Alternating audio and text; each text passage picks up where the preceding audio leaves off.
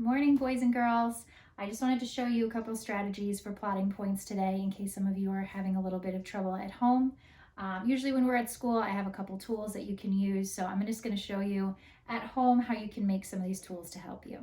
So if you have two rulers and tape at home, you can tape together your two rulers. Okay, so I taped together two rulers here. I taped one corner and then the other corner. You just want to make sure that they line up really nice like that. Okay, and if you have clear see-through rulers, those are actually the best kind. Not everybody has rulers waiting for them at home.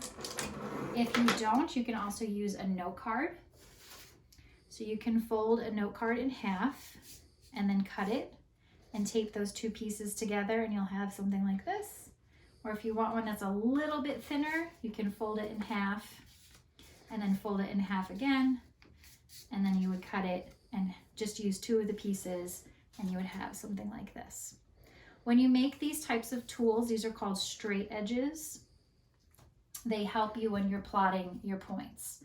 I want to show you how you're going to use the straight edge with a certain game called Stock the Shelves, which I also am providing for you on this website. So Stock the Shelves is just a fun, goofy little game, but it has a great visual for how to plot points. So you'll read the instructions and you'll click Next. And they're going to give you a point for the ginger ale, and it says 0, and then it says -5. So we always start here at our origin. So our origin is where our horizontal number line and our vertical number line meet at the number 0.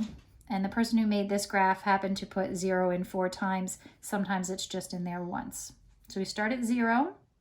We always go side to side first or on our X axis. And since we're going 0, we actually don't have to move. And then our second job is to go down -5. Okay, so if it was a positive number, we would go up. If it's a negative number, we're going to go down. So we click here. Okay, we'll do one more point. -5, +2. So we start here always at our origin, and we're going to go -5 to the left. Okay, so we always go right to left or side to side, -5. And then we're going to go +2.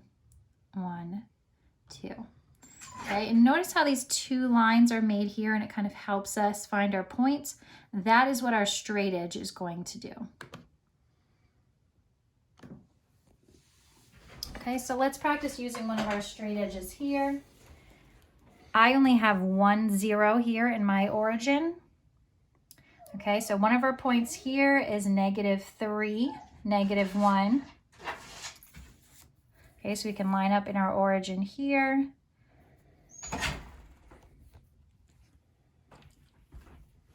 Okay, and you just have to be kind of careful. And there's only so many places you can put the numbers.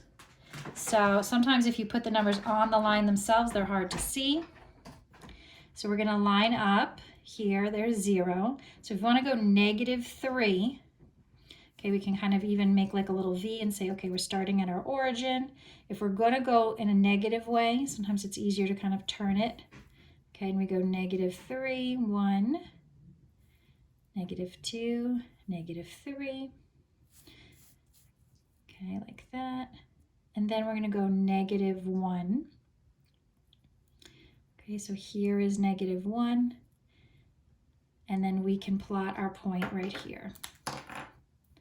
Okay, and if it helps you, so if we start here again at our origin, and we turn and we kind of go, okay, that's -1, that's -2, that's -3. If it helps you, you can even draw kind of like a line here at -3. If you use like a highlighter. Okay, so you know at some point, this is our -3 line. Okay, that's our first point. And then we're going to have our -1 line here. Okay, so we started here. We know we were going to the left because it was a negative number. -1, 2, 3. Okay, we drew our line. And now we're going to go down. Okay, because it's a negative. If it was a positive, we'd be going up. Negatives, we go down. Okay, so we're going to go down to -1. Okay, and if it helps you, you can even draw kind of a line like that going across. And where they meet, that's the point that we want to plot. Okay, so, and then it says here that you're supposed to write the quadrant. We remember this is our first quadrant that we learned in elementary school with all the positive numbers. That's 1, 2, 3, 4. So that was quadrant 3, 1, 2, 3, or you could write the number 3. Okay. So using a straight edge might help some of you. You just kind of have to figure out if you are kind of going to the left, it kind of helps to have your straight edge making the L this way. Or if you're going to the right, kind of turn your L backwards and count going this way. And just be aware of where the numbers are. Okay, our origin, we always start at our origin. Then we move 1. See how the numbers just look a little bit to the side? And here the numbers like a little bit underneath. Okay, and this one's like a little bit over. I know that's a lot of things visually to take in, but just take your time with it, okay? And if you're having trouble with this worksheet, you can also practice using the game.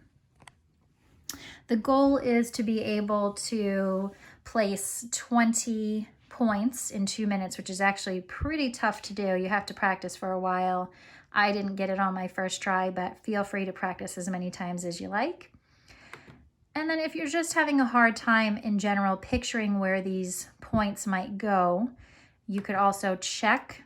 So we just did point -3, -1.